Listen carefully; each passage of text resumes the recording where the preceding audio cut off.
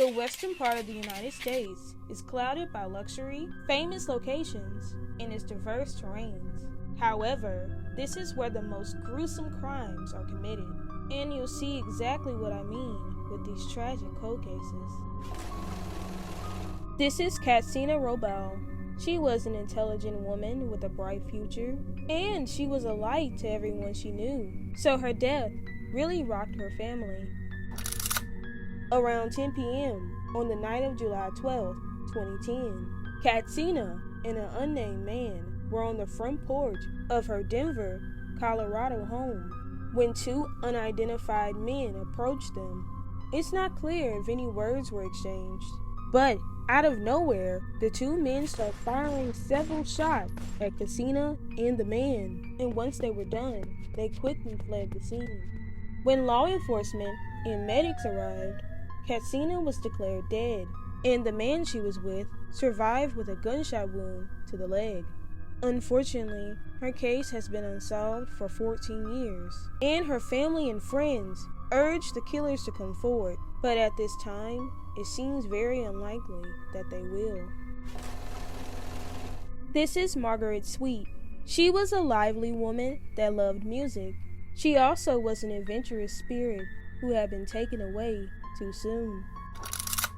Margaret was home in Colorado Springs, helping her father, James Egger, tend to her stepmother, Penny, who was recovering from surgery at a local hospital. Margaret and her father took turns visiting Penny. Then, around 11 p.m., neighbors heard a loud verbal argument between an unidentified man and Margaret. This is followed by a loud gunshot at her father's home, but 911 was never called. When Margaret's father returned home the next day, he noticed something on the white picket fence. After closer inspection, he realized it was Margaret's bloody body, with one leg in the basement well. She had been shot and left for dead, and it's no telling how long she's been down there. When the paramedics arrived, she was declared deceased. Unfortunately, even after 16 years, her case is no closer to being solved.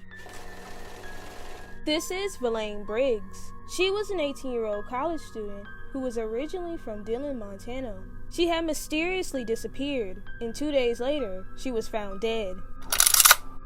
Valaine was last seen leaving a class building at 11:20 a.m. on May 5, 1977. She was like every other teenage girl and planned to go shopping with a roommate.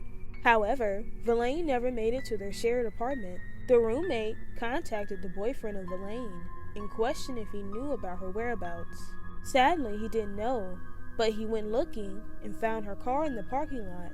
But Valaine was nowhere to be found. Both her boyfriend and her uncle who lived in the area reported her missing.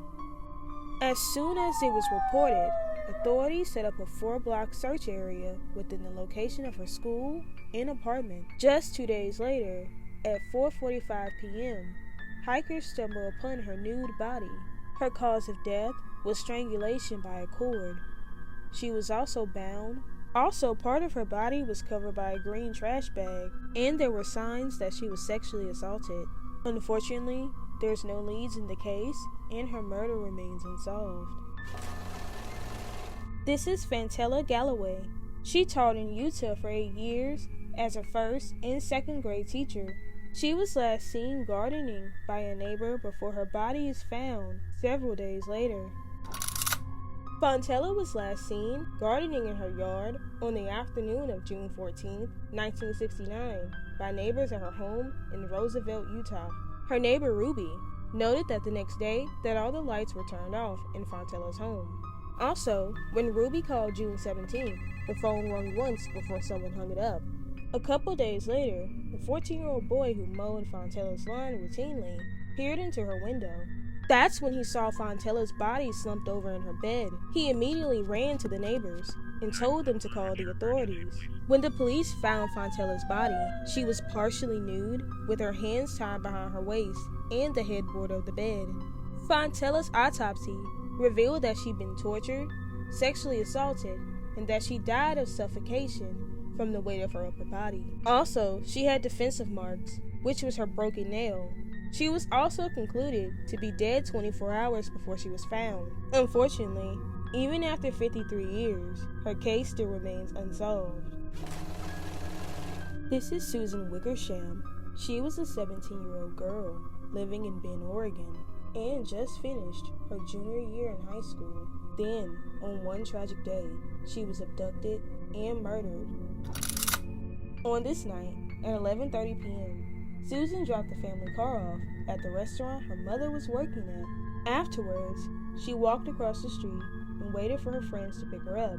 When they didn't arrive, she decided to walk home, and she was never seen alive again. Almost 3 years later, on January 20th, 1976, Susan's skeletal remains were found in the woods by a man who was collecting firewood, and sadly, she was only found a couple miles from home. The police do have a person of interest, but not enough evidence to prosecute. But as of now, the case is still cold.